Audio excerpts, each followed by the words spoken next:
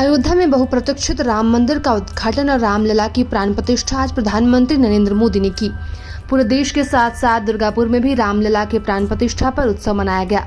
इस मौके पर बीजेपी की ओर से आज सुबह ममरा बाजार में एक कार्यक्रम आयोजित किया गया, जहां दुर्गापुर पश्चिम के विधायक लक्ष्मण घोरुई मौजूद थे।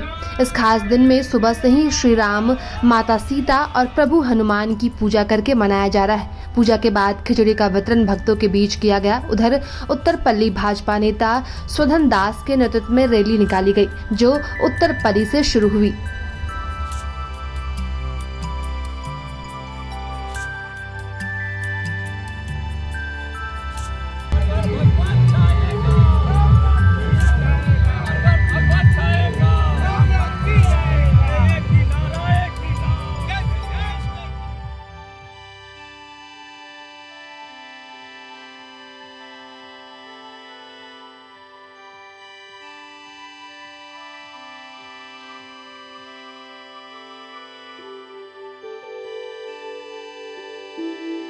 আজকে আপনাদের এই র্যালি 500 বছর পর অযোধ্যায় রাম মন্দির রামলালা আসছে, সেই উপলক্ষে গোটা ভারতবর্ষ জুড়েই এটা হচ্ছে।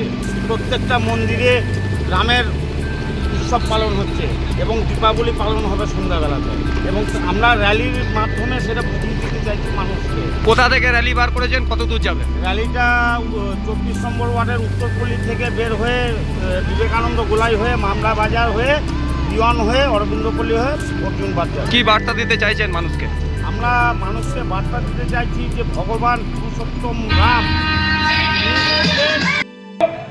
বিরোধীরা কি বলতো যে রাম মন্দির হবে, তারিখ নেই बताएंगे, তারিখ কোনো বলতে পারবেন না, খালি বানাएंगे এই কথা বারবার বিরোধীরা বলতো। আমরা কি দেখলাম? সুপ্রিম কোর্টের তত্ত্বাবধানে, সুপ্রিম কোর্টের রায়ে যে ওখানে রামের জন্ম হয়েছিল, ওখানে রামের মূর্তি ছিল, ওখানে মা সীতা রন্ধন করতে রান্না করতেন, তাই ওখানে সুপ্রিম কোর্ট অনেক কিছু বিচার করার পর রায় দেয় যে ওখানে রাম মন্দির প্রতিষ্ঠা হবে। আর তারপর বহু প্রতীক্ষার পর, বহু সংঘর্ষের পর, বহু হিন্দু সেনা মারা যাওয়ার পর আমাদের বাংলার দুই কৃতি সন্তান জানি আমরা, রামকুমার কোঠারি, শরৎ কুমার কোঠারি, হয়তো জানেন না, হয়তো আমরা কেউ 1989 সালে আমি যখন রাষ্ট্রীয় স্বয়ংসেবক সংঘের আর বসিরহাটে ক্যাম্প করতে গেছিলাম, রামকুমার আমার গণে ছিল। আমরা একসাথে খেলা করতাম, একসাথে খাবার খেতাম, এক বিছানায় ঘুমাতাম।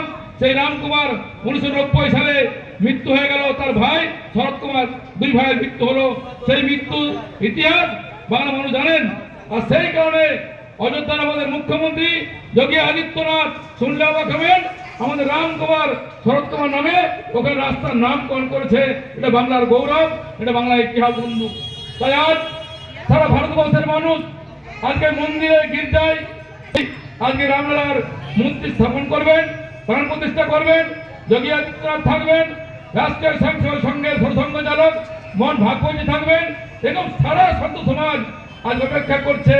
কিন্তু আজকে সময় 1926 সালে ইব্রাহিম লোদির সঙ্গে যুদ্ধ হয়েছিল, তখনও ছোট ছোট হিন্দু সেনারা ছিলেন, হিন্দু রাজারা ছিলেন, তারা সাহায্য করেনি। আজকেও ভারতবর্ষের মানুষ, সারা ভারতবর্ষ নয় সারা পৃথিবী মানুষ আর রাম হয়ে গেছে।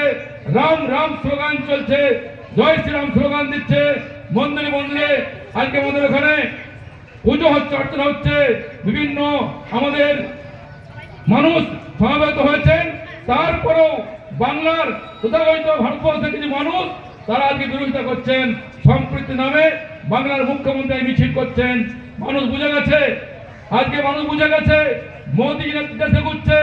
জানি আমরা কাশ্মীরে কি হয়েছিল, কাশ্মীরে মোদী বলেছিলেন 14 সালে যে আমরা যদি ক্ষমতা আসি ওই কাশ্মীরের 370 ধারা 55 আমরা বাতিল করবো। মানুষ কি বলেছিল? মানুষ বলেছিল যে কাশ্মীরে বাতিল করতে চাই, সারা কাশ্মীর রক্তগঙ্গা বইবে, রক্তের বন্যা বইবে, মানুষ খুন হবে। আমরা কি দেখলাম? 370 ধারা বাতিল হয়েছে, একজন মানুষ খুন হয়নি, কোনো সমস্যা তৈরি হয়নি। তাই মোদী নেতৃত্বে দেশে ঘুরছে, আসে রামলালার প্রাণ প্রতিষ্ঠা হবে। আমাদের গৌরবের বিষয়।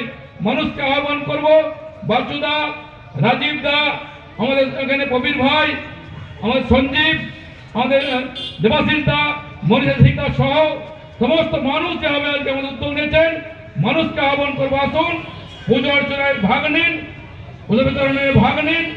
সারাদিন ধরে কার্যক্রম চলবে।